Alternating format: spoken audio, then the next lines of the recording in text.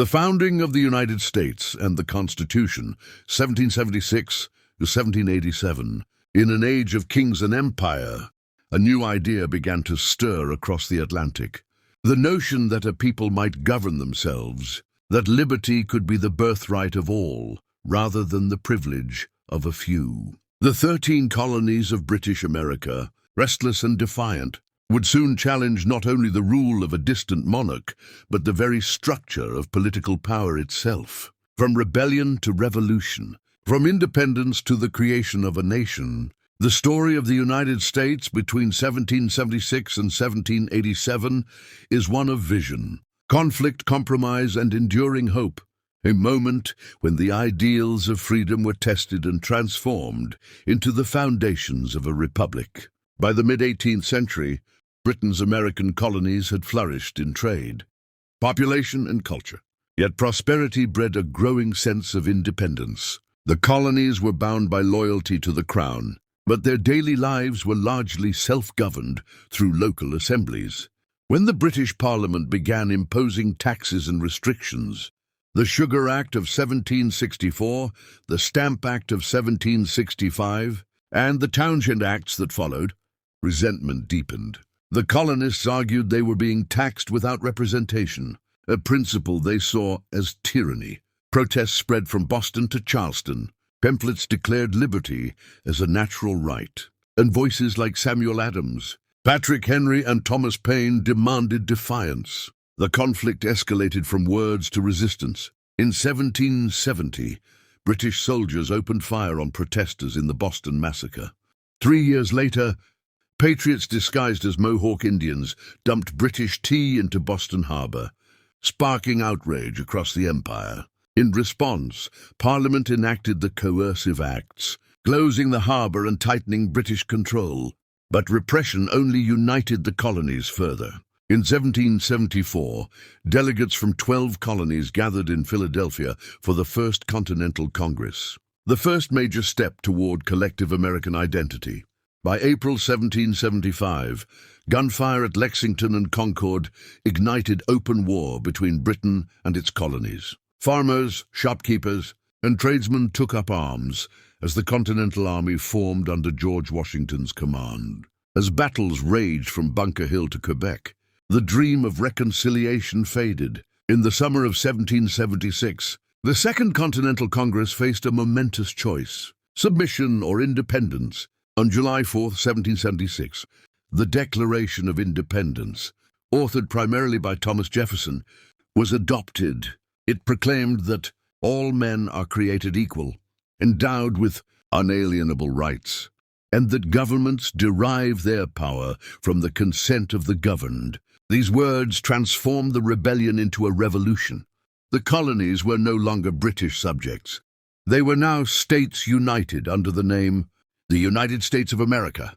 Yet independence came at great cost. The Revolutionary War dragged on for 8 brutal years. The British captured New York, Philadelphia, and Charleston.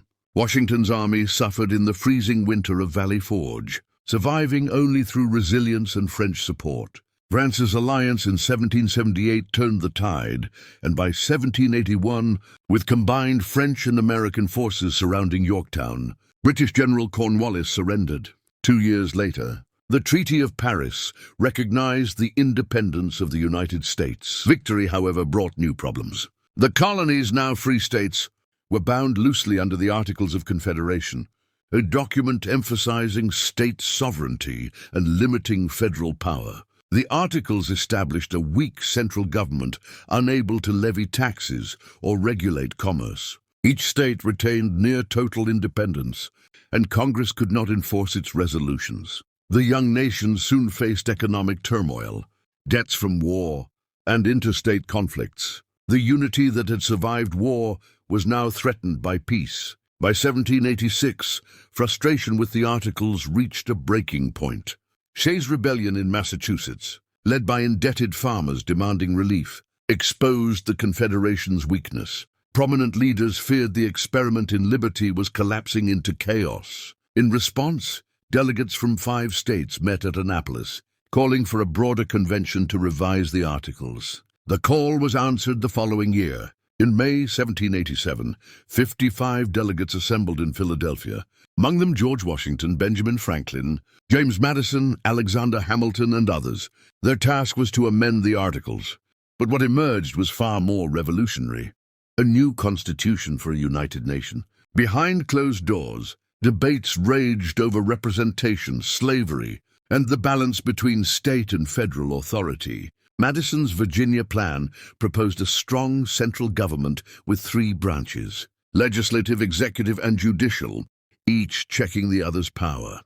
Smaller states objected, fearing domination by larger ones. The Great Compromise resolved this by creating a bicameral legislature, the House of Representatives based on population, and the Senate granting equal voice to each state. The question of slavery loomed heavily. Southern delegates demanded protection for their labor system, while Northern voices called it inconsistent with liberty. The resulting compromises, including the 3/5 clause and the continuation of the slave trade for 20 years, revealed the moral tensions within the new republic. The Constitution's framework combined ambition with restraint. It gave Congress power to tax, regulate commerce, and maintain defense. It established a presidency capable of leadership but constrained by law. It created an independent judiciary to interpret those laws.